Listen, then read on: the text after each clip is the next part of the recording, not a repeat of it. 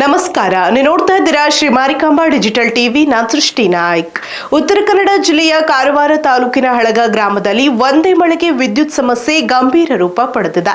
ಕಳೆದ 2 ದಿನಗಳಿಂದ ವಿದ್ಯುತ್ ಇಲ್ಲದೆ ಪರದಾಡಿದ ಗ್ರಾಮಸ್ಥರು ಇದೀಗ ಆಕ್ರೋಶಗೊಂಡು ಗ್ರಾಮ ಪಂಚಾಯತ್ ಕಚೇರಿಗೆ ಮುತ್ತಿಗೆ ಹಾಕಿ ಪ್ರತಿಭಟನೆ ನಡೆಸಿದ್ದಾರೆ. ವಿದ್ಯುತ್ ಸರಬರಾಜು ಮಾರ್ಗ ಬದಲಾವಣೆಯೇ ಸಮಸ್ಯೆಗೆ ಕಾರಣ ಎಂದು ಆರೋಪಿಸಿರುವ ಗ್ರಾಮಸ್ಥರು ಹಳೆಯ ವ್ಯವಸ್ಥೆಯನ್ನೇ ಮುಂದುವರೆಸಬೇಕೆಂದು ಆಗ್ರಹಿಸಿದ್ದಾರೆ. ಈ ಕುರಿತ ಒಂದು ವರದಿ ಇಲ್ಲಿದೆ. ಉತ್ತರ ಕನ್ನಡ ಜಿಲ್ಲೆಯ ಕಾರವಾರ ತಾಲೂಕಿನ ಹಳಗ ಗ್ರಾಮದಲ್ಲಿ ಮೊನ್ನೆ ಸುರಿದ ಭಾರೀ ಗಾಳಿ ಮಳೆಯಿಂದ ಗ್ರಾಮಸ್ಥರು ಸಂಕಷ್ಟಕ್ಕೆ ಸಿಲುಕಿದ್ದಾರೆ. ಮಳೆಗೆ ಮರಗಳು ಹಾಗೂ ವಿದ್ಯುತ್ ಕಂಬಗಳು ಮುರಿದು ಬಿದ್ದ ಪರಿಣಾಮ ಕಳೆದ 2 ದಿನಗಳಿಂದ ಗ್ರಾಮದಲ್ಲಿ ವಿದ್ಯುತ್ ಸರಬರಾಜು ಸಂಪೂರ್ಣ ಸ್ಥಗಿತಗೊಂಡಿದೆ. ಈ ಹಿಂದೆ ಹಳಗ ಗ್ರಾಮಕ್ಕೆ ಹಣಕೋಣ ಗ್ರಾಮದ ಗ್ರಿಡ್ ಮೂಲಕ ವಿದ್ಯುತ್ ಸರಬರಾಜು ಮಾಡಲಾಗ್ತಾ ಇತ್ತು. ಆದ್ರೆ ಇತ್ತೀಚೆಗೆ ಏಕಾಏಕಿ ಕದ್ರಾ ಭಾಗದಿಂದ ವಿದ್ಯುತ್ ಸಂಪರ್ಕ ಕಲ್ಪಿಸಲಾಗಿದೆ ಎಂದು ಗ್ರಾಮಸ್ಥರು ಆರೋಪಿಸಿದ್ದಾರೆ. ಅರಣ್ಯ ಪ್ರದೇಶದ ಮೂಲಕ ವಿದ್ಯುತ್ ತಂತಿ ಹಾದು ಹೋಗ್ತಾ ಇರೋದ್ರಿಂದ ಮಳೆ ಹಾಗೂ ಗಾಳಿ ಬಂದಾಗ ಪದೇ ಪದೇ ಸಮಸ್ಯೆ ಉಂಟಾಗ್ತಿದೆ ಅಂತ ಜನರು ಆಕ್ರೋಶ ವ್ಯಕ್ತಪಡಿಸಿದ್ದಾರೆ. ವಿದ್ಯುತ್ ಇಲ್ಲದೆ ಕುಡಿಯುವ ನೀರು ಹಾಗೂ ದೈನಂದಿನ ಕೆಲಸಗಳಿಗೆ ತೀವ್ರ ತೊಂದರೆ ಉಂಟಾಗಿದೆ. ಕಳೆದ 2 ದಿನಗಳಿಂದ ಕತ್ತಲಲ್ಲಿ ಜೀವನ ಸಾಗಿಸಿದ ಗ್ರಾಮಸ್ಥರು ಕೊನೆಗೆ ಸ್ಥಳೀಯ ಗ್ರಾಮ ಪಂಚಾಯತ್ ಕಚೇರಿಗೆ ಮುತ್ತಿಗೆ ಹಾಕಿ ಪ್ರತಿಭಟನೆ ನಡೆಸಿದ್ದಾರೆ. ಈ ವೇಳೆ ಹಣಕೋಣ ಗ್ರಿಡ್ನಿಂದಲೇ ವಿದ್ಯುತ್ ಸರಬರಾಜು ಮುಂದುವರಿಸಬೇಕು, ಇಲ್ಲವಾದರೆ ಮುಂದಿನ ದಿನಗಳಲ್ಲಿ ಉಗ್ರ ಹೋರಾಟ ನಡೆಸುವುದಾಗಿ ಗ್ರಾಮಸ್ಥರು ಎಚ್ಚರಿಕೆ ನೀಡಿದ್ದಾರೆ. ಇನ್ನು ಪ್ರತಿಭಟನೆ ಹಿನ್ನೆಲೆಯಲ್ಲಿ ಅಧಿಕಾರಿಗಳು ಗ್ರಾಮಸ್ಥರ ಮನವಿ ಸ್ವೀಕರಿಸಿದ್ದು ಸಮಸ್ಯೆ ಪರಿಹಾರಕ್ಕೆ ಕ್ರಮ ಕೈಗೊಳ್ಳುವ ಭರವಸೆ ನೀಡಿದ್ದಾರೆ. ಕರೆಂಟ್ ನಮಗೆ ಸಪ್ಲೈ ಸರಿಯಾಗಿ ಸಿಗ್ತಾ ಇಲ್ಲ. ಮುಂಚಿತವಾಗಿ ಫಸ್ಟ್ ನಮಗೆ ಹಣಕೋಣದಿಂದ ಸಪ್ಲೈ ಇತ್ತು. ನಮಗೆ ಗೊತ್ತಿದೆಯೋ ಗೊತ್ತಿಲ್ಲ, ನನಗೆ ಗೊತ್ತಿಲ್ಲ. ಬಟ್ ಹಣಕೋಣದಿಂದ ನಮ್ಗೆ ಸಪ್ಲೈ ಇತ್ತು. ಈಗ ಸಡನ್ಲಿ ಇದನ್ನೆಲ್ಲ ನಾವು ವಿವರವಾಗಿ ಬರ್ತಿದ್ದೇವೆ. ಅದ್ರ ನಂತರ ಅಲ್ಲಿಂದ ಡಿಸ್ಕನೆಕ್ಟ್ ಮಾಡಿ ಕದ್ರಾನಿಂದ ಸಪ್ಲೈ ಕೊಡಲಾಗಿದೆ ನಮಗೆ. ಬಟ್ ಅದು ಯಾವಾಗ ಕೊಟ್ರು, ಏನ್ ಕೊಟ್ರು, ತಮ್ಗೆ ಏನಾದ್ರು ಗಮನಕ್ಕೆ ತಂದಿದ್ರ ಅವರು? ಇಲ್ಲ ಅಲ್ಲ. ಸೊ ಅದನ್ನೇನಾದ್ರು ಮಾಡ್ಬೇಕಂದ್ರೆ ತಮ್ಮ ಗಮನಕ್ಕೆ ತರಬೇಕು ಅವರು. ಅದ ನಂತರ ನೀವು ಜನರಿಗೆ ಅದನ್ನ ತಿಳಿಸಬೇಕಾಗತ್ತೆ. ಇದು ಪ್ರೊಸೀಜರ್, ಕರೆಕ್ಟ್ ತಾನೆ? ಈಗ ಇವ್ರು ಯಾರಿಗೆ ಕೇಳದೆ ಅದನ್ನ ಡಿಸ್ಕನೆಕ್ಟ್ ಮಾಡಿ ಸೀದಾ ಕದ್ರಾದಿಂದ ನಮ್ಗೆ ಕೊಟ್ಟು ನಿನ್ನೆ ನೋಡಿದ್ರಲ್ಲ ನೀವು, 24 ಅವರ್ಸ್. ಮೊನ್ನೆ ನೈಟ್ 9:30 ಕರೆಂಟ್ ಹೋಗಿತ್ತು, ನಿನ್ನೆ 9:30 ಕರೆಂಟ್ ಬಂದಿದೆ. ಅದು ಕೂಡ ನಾವು ಊರಿನ ಜನರು ಹೋಗಿ ಗಿಡ ಕಟ್ ಮಾಡ್ಲಿಕ್ಕೆ ಹೋಗ್ಬೇಕು, ಯಾವ್ದೋ ಕಂಬ ಸ್ಟ್ರೈಟ್ ಮಾಡ್ಲಿಕ್ಕೆ ಹೋಗ್ಬೇಕು. ಅಲ್ಲ ಅದಾಯ್ತು, ಕೇಳ್ಕೊಳ್ಳಿ ಸರ್. ಇದು ನಿನ್ನೆ ವಿಷಯ ಆಯ್ತು. ಮೊನ್ನೆ ನಮ್ಮ ದುರ್ಗಾದೇವಿ ವರ್ಧಂತಿ ಉತ್ಸವ ದಿನ, ಆ ದಿನಾನು ಬರೀ ಇದೇ ಸಮಸ್ಯೆ. ಇಲ್ಲಿಂದ ಅಲ್ಲಿ ತನಕ ನಾವು ಲೈಟ್ ಹಾಕಿದ್ದೇವೆ, ಪೂರ್ತಿ ಲೈಟ್ ಕತ್ಲೆಯಲ್ಲಿ ಉಳಿದಿದ್ದೇವೆ. ಆ ದಿನ ದೇವಸ್ಥಾನ ಪೂಜೆನೂ ನಮ್ ಕತ್ಲೆಯಲ್ಲ ಆಗಿದೆ. ಯಾಕಂತ ಹೇಳಿದ್ರೆ ಸಮಸ್ಯೆ ಏನಂತ ಹೇಳಿದ್ರೆ ನಾವು ಎಸ್ಕಾಂ ಅವರಿಗೆ ಇನ್ಫಾರ್ಮ್ ಮಾಡಿದ್ದೇವೆ. ಅವ್ರು ಏನ್ ಹೇಳ್ತಾ ಇದ್ದಾರೆ, ಪಂಚಾಯತಿಗೆ ಸಂಬಂಧಪಟ್ಟದ್ದು ಅಂತ. ಹಾಗೆ ಇದನ್ನು ಪಂಚಾಯತಿನೇ ಮಾಡುದಂತ ಆಯ್ತಲ್ವಾ? ತಮ್ಗೆ ಆ ಟೈಮಿಗೆ ನಾನು ನಿಮ್ ಗಮನಕ್ಕೆ ತಂದೆ, ಈ ತರ ಸಮಸ್ಯೆ ಇದೆ ಅಂದ್ಮೇಲೆ ನಾವು ಬೇರೆಯವರಿಗೆ ತಂದು ಹೊರಗಿಂದ ಯಾರಿಗೋ ತಂದ್ಬಿಟ್ಟು ಅದನ್ನು ಡಿಸ್ಕನೆಕ್ಟ್ ಮಾಡಿ ಬೇರೆ ಲೈನ್ ಕೊಟ್ಟು ಏನೋ ವ್ಯವಸ್ಥೆ ಮಾಡ್ಕೊಂಡ್ವಿ. ಇದೇ ರೀತಿ ನಮ್ಗೆ ಸಮಸ್ಯೆ ಆಗ್ತಾ ಇದ್ರೆ ನಮ್ಮ ಊರಿನ ಜನರಿಗೆ ತುಂಬಾ ಪ್ರಾಬ್ಲಮ್ ಆಗ್ತಾ ಇದೆ. ಈ ಶೆಕೆಯಲ್ಲಿ ತಡ್ಕೊಳ್ಲಿಕ್ಕೆ ಆಗ್ತಾ ಇಲ್ಲ, ಗೊತ್ತಾಯ್ತಾ? ಅದರಲ್ಲಿ ಪ್ರತಿ ಒಂದು ಇದಕ್ಕೂ ಎಲೆಕ್ಟ್ರಿಸಿಟಿ ಮೇನ್ ಇಂಪಾರ್ಟೆಂಟ್ ಆಗ್ಬಿಟ್ಟಿದೆ. ಸೊ ಅದರಲ್ಲಿ ಈ ತರ ಸಮಸ್ಯೆ ಆಗ್ತಾ ಇದ್ರೆ ನಮ್ಮ ಊರಿನ ಜನರು ಹೇಗಿರ್ಬೇಕು? ಇವತ್ತು ಆ ಮನವಿ ಮುಖಾಂತರ ತಮ್ಮಲ್ಲಿ ಹೇಳಿಕ್ ಬಂದಿದ್ದೇವೆ.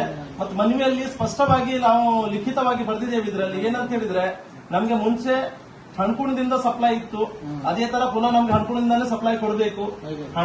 ಕದ್ರಾದಿಂದ ಸಪ್ಲೈ ಕೊಟ್ರೆ ಇಲ್ಲಿಂದ ಕದ್ರಾ ಇಡೀ ಕಾಡಿಂದಾನೇ ಹೋಗಿದೆ ಸಪ್ಲೈ. ಸೊ ಅದ್ರಲ್ಲಿ ಎಲ್ಲೋ ಮರ ಬಿತ್ತು ಮತ್ತೇನೋ ಅನಾಹುತ ಆಯ್ತು ಅಂದ್ರೆ ನಮ್ಮ ಜನರು ಅದನ್ನ ಅನುಭವಿಸಬೇಕಾಗತ್ತೆ. ಸೊ ಅದ್ರಗೋಸ್ಕರ ತಮ್ಮಲ್ಲಿ ವಿನಂತಿ ಏನಂತ ಹೇಳಿದ್ರೆ, ನಮ್ಗೆ ಹಣಕೋಣದಿಂದ ಸಪ್ಲೈ ಕೊಡಬೇಕು. ಮತ್ತೆ ಡೇ ನೈಟ್ 24 ಅವರ್ಸ್ ಇಲ್ಲಿ ಲೈನ್ಮನ್ ವ್ಯವಸ್ಥೆ ಆಗ್ಬೇಕು. ಮುಂಚೆ ಇತ್ತು, ಇಲ್ಲೇ ರೂಮ್ ಮಾಡ್ಕೊಂಡು ಇಲ್ಲೇ ಇರ್ತಿದ್ರು. ಈಗ ಲೈನ್ ಮ್ಯಾನ್ ಹೇಳ್ತಾನೆ ತಾನು ಊರಿಗೆ ಹೋಗಿದ್ದೇನೆ, ತಾನು ಮನೆಯಲ್ಲಿದ್ದೇನೆ. ಇದು ಸರಿ ಅಲ್ಲ, ರೂಲ್ಸ್ ಅಲ್ಲ ಅದು ನಮ್ಗೆ. ಯಾಕಂದ್ರೆ 24 ಅವರ್ಸ್ ಬಾರ್ ಇಲ್ಲಿ 24 ಅವರ್ಸ್ 7 ಇಲ್ಲೇ ಇರಬೇಕು. ಏನಾದ್ರು ಆಯ್ತಂದ್ರೆ ಈಗ ನೋಡಿ, ವಿಜಯ್ ಇದ್ದಾನೆ, ಸೊ ಅವನು ಪ್ರೈವೇಟ್ ಅಲ್ಲಿ ಇದ್ದಾನೆ, ಗವರ್ಮೆಂಟ್ ಅಲ್ಲಿ ಇಲ್ಲ. ಕೃಷ್ಣ ಅನ್ನೋಬ್ನು ಒಬ್ನೇ ಅವನು ಏನ್ ಹೇಳ್ತಾನೆ, ನಾನು ಒಬ್ನೇ ಏನ್ ಮಾಡ್ಲಿ ಅಂತ. ಅದೆಲ್ಲ ಸಮಸ್ಯೆ, ಅವ್ರವ್ರ ಸಮಸ್ಯೆ. ನಾವು ಅದನ್ನ ಹೇಳ್ಕೊಳ್ಲಿಕ್ಕೆ ಆಗಲ್ಲ. ಈಗ ನೀವು ನೋಡಿ, 2 ದಿನ ಗಡಸಾಯಿ ಪಂಚಾಯತಿಯಲ್ಲಿ ಇದ್ರೆ 2 ದಿನ ಹಣಕೋಣದಲ್ಲಿ ಇರ್ತೀರಾ. ಅದು ತಮ್ಮ ಸಮಸ್ಯೆ, ಅದು ನಮ್ಮ ಊರಿನ ಸಮಸ್ಯೆ ಅಲ್ಲ. ಅದು ತಮ್ಮ ಬಿಟ್ಟದ್ದು. ನೀವು ಅದ ಮೇಲಿನ ಅಧಿಕಾರಿಗೆ ಮಾತಾಡ್ಕೊಂಡು ನೀವು ಕ್ಲಿಯರ್ ಮಾಡ್ಕೋಬೇಕು. ಸೊ ಈಗ ನಮ್ಗೆ ಏನಂತ ಹೇಳಿದ್ರೆ, ಎಲ್ಲಾ ಜನರದ್ದು ಒಂದೇ, ಎಲ್ಲರೂ ಸಿಗ್ನೇಚರ್ ಮಾಡಿ ಅಪ್ಲಿಕೇಶನ್ ಇವತ್ತು ಕೊಡ್ತಾ ಇದ್ದೇವೆ. ನಮ್ಗೆ 24 ಅವರ್ಸ್ ಇಲ್ಲಿ ಲೈನ್ ಮ್ಯಾನ್ ಇರಬೇಕು. ಮತ್ತೆ ನಮ್ಗೆ ಸಪ್ಲೈ ಹಣಕೋಣದಿಂದ ಇಲ್ಲಿಗೆ ಇರಬೇಕು. ಅದು ತಾವು 8 ದಿನ ಟೈಮ್ ನಿಮ್ಗೆ ಕೊಡ್ತಾ ಇದ್ದೀವಿ ನಾವು. ಅದನ್ನ ಆಗಿಲ್ಲ ಅಂದ್ರೆ, ಅದು ನೀವು ಮಾಡಿಲ್ಲ ಅಂದ್ರೆ ನಾವು ಕ್ಲಿಯರ್ ಕಟ್ ಆಗಿ ಹೇಳ್ತಾ ಇದ್ದೀವಿ, ಪಂಚಾಯತಿಗೆ ಲಾಕ್ ಹಾಕಿ ನಾವು ಧರಣಿ ಮಾಡ್ತೇವೆ. ಯಾಕಂತ ಹೇಳಿದ್ರೆ ನಾವು ನಿನ್ನೆನೆ ಮಾಡುದಿದ್ವಿ, ರೂಲ್ಸ್ ಪ್ರಕಾರ ನಾವು ಮಾಡ್ಬೇಕಂತ ನಿನ್ನೆ ವೇಟ್ ಮಾಡಿದ್ವಿ. ಇವತ್ತು ನಾವು ನಿಮ್ಗೆ ಮನವಿ ಕೊಡ್ತಾ ಇದ್ದೇವೆ. ಆ ಮನವಿ ಮುಖಾಂತರ ನಾವು 8 ದಿನಗಳಿಗೆ 21ನೇ ತಾರೀಕಿಗೆ ನಾವು ಧರಣಿ ಕೂತ್ಕೊಳ್ತೇವೆ ಇಲ್ಲಿ. ಅದ ನಂತರ ನೀವು ಏನ್ ಬೇಕಾದ್ರೂ ಮಾಡ್ಕೊಂಡು ಹೋಗಿ ರೂಲ್ಸ್ ಹೊರಗಡೆ ಹೋಗ್ತೇವೆ. ಯಾಕಂತ ಹೇಳಿದ್ರೆ ನಾವು ನಿಮ್ಗೆ ಮುಂಚಿತವಾಗಿ ಹೇಳ್ತಾ ಇದ್ದೇವೆ. ಈ ಮನವಿ ಮುಖಾಂತರ ನಾವು ಕ್ಲಿಯರ್ ಕಟ್ ಆಗಿ ಬರ್ದಿದ್ದೇವೆ. ಆದ್ರೆ ನಿಮ್ಗೇನು ಇನ್ನೂ ತನಕ ನಮ್ಮ ಹಳಗ ಗಾಡಸಾಯಿ ಪಂಚಾಯತಿಗೆ ನಾವು ಇನ್ನೂ ತನಕ ಲಾಕ್ ಹಾಕಿಲ್ಲ. ಇಂಥ ಪರಿಸ್ಥಿತಿ ಬರಲಿಲ್ಲ. ನಮ್ಮ ಸೊಸೈಟಿಗೆ ಲಾಕ್ ಹಾಕಿದ್ಮೇಲೆ ಸೊಸೈಟಿ ಸುಧಾರಣೆ ಆಗಿದೆ. ಸೊ ಅದೇ ತರ ಈ ಪಂಚಾಯತಿಗೂ ನಾವು ಲಾಕ್ ಹಾಕಿ ಸುಧಾರಣೆ ಆಗ್ಬೇಕಂದ್ರೆ ಅದು ಮಾಡಬಹುದು. ತಮ್ಮ ಇಚ್ಛೆ ಅದು. ನಾವು ಅದನ್ನು ಏನು ಹೇಳಲಿಕ್ಕೆ ಆಗಲ್ಲ. ಇವತ್ತು ನಮ್ಮ ಎಲ್ಲರ ಊರಿನ ಜನರ ಕಡೆಯಿಂದ ನಾವು ಇವತ್ತು ತಮಗೆ ಮನವಿನ ಸಲ್ಲಿಸಲಿಕ್ಕೆ ಬಂದಿದ್ದೇವೆ. ಅದನ್ನ ಬೇಕಾದ್ರೆ ನೀವು ಫಾಲೋ ಅಪ್ ಮಾಡ್ಕೊಂಡು ಏನ್ ಮಾಡ್ತಾರೆ, ಹೇಗೆ ಮಾಡ್ತೀರಾ, ಮತ್ತೆ ಅದನ್ನ ಏನಾದ್ರು ಇದ್ರೆ ಅವ್ರು ಬಂದ್ರೆ ನಮಗೂ ನಮ್ಮ ಊರಿನ ಜನರಿಗೆ ತಿಳಿಸಿ ಗಮನಕ್ಕೆ ತರಿಸಿ ಏನ್ ಬೇಕು ಮಾಡ್ಬೇಕು ಅದನ್ನ ಮಾಡಿಸಿ.